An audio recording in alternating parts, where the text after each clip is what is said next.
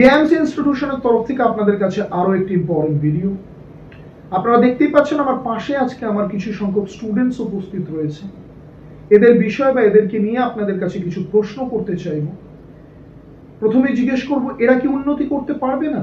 এরা কি জীবনে সফল হবে না? এরা কি তাদের লক্ষ্যে পৌঁছাতে পারবে না, নাকি হাল ছেড়ে দেবে?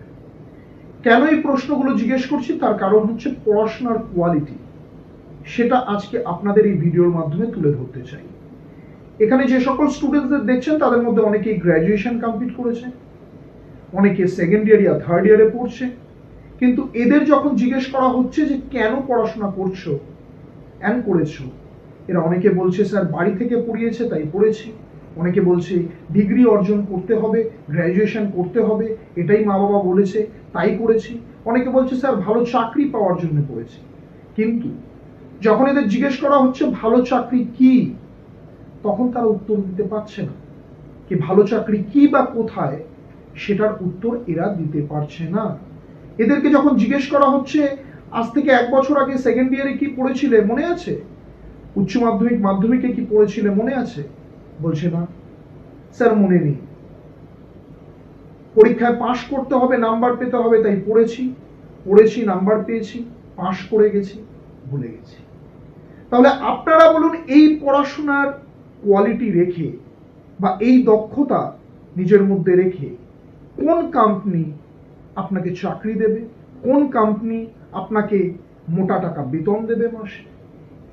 আপনি যদি নিজেকে প্রমাণই করতে না পারেন, আপনার মধ্যে যদি সেই দক্ষতা না থাকে, আপনাকে কেন একটা কোম্পানি, একটা বড় কোম্পানি চাকরি দেবে এবং মোটা টাকা আপনি বেতন পাবেন? কি দেখে দেবে? আমার এই সকল স্টুডেন্টস যাদেরকে দাঁড়িয়ে থাকতে দেখছেন, এদের কি কোয়ালিটি আছে যার উপর বেস করে, যার উপর ভিত্তি করে এরা উন্নতি করবে এবং বড় জায়গায় চাকরি পাবে বা চাকরি করবে, মোটা টাকা বেতন পাবে? কি কোয়ালিটি স্কিলস এদের মধ্যে রয়েছে আপনারাই বলুন। সো আজকের দিনে এরকম প্রচুর স্টুডেন্টস আমাদের এই সমাজে রয়েছে যাদের সঠিক পথে গাইড করা হচ্ছে না, যারা এইভাবেই ভুল পথে পরিচালিত হচ্ছে এবং জীবনে উন্নতি করতে পারছে না।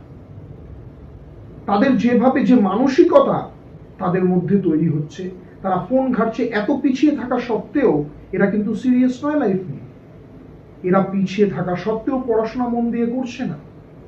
তাহলে ভাবুন কিভাবে এদের পরিচালনা করা হয়েছে এত বছর ধরে।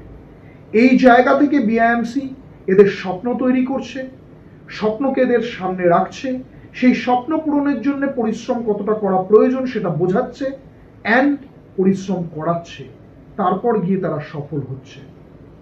সো বিআইএমসির কর্ম বা কাজটা অনেক বেশি কঠিন, বাট এদের মতন পিছিয়ে পড়া স্টুডেন্টসদের একমাত্র ঠিকানা বিআইএমসি।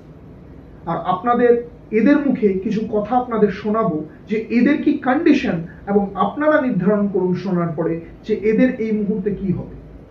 এবং অন্যান্য জায়গাতেও গিয়ে যে এরা পড়াশোনা করবে বা কোনো কোর্স করবে, তার জন্য 2 লাখ 4 লাখ 5 লাখ কজন এফোর্ট, কজন সেই টাকা জোগাড় করতে পারছে, এবং সেই টাকা দিয়েও কি সফল হবে তার কোনো গ্যারেন্টি আছে?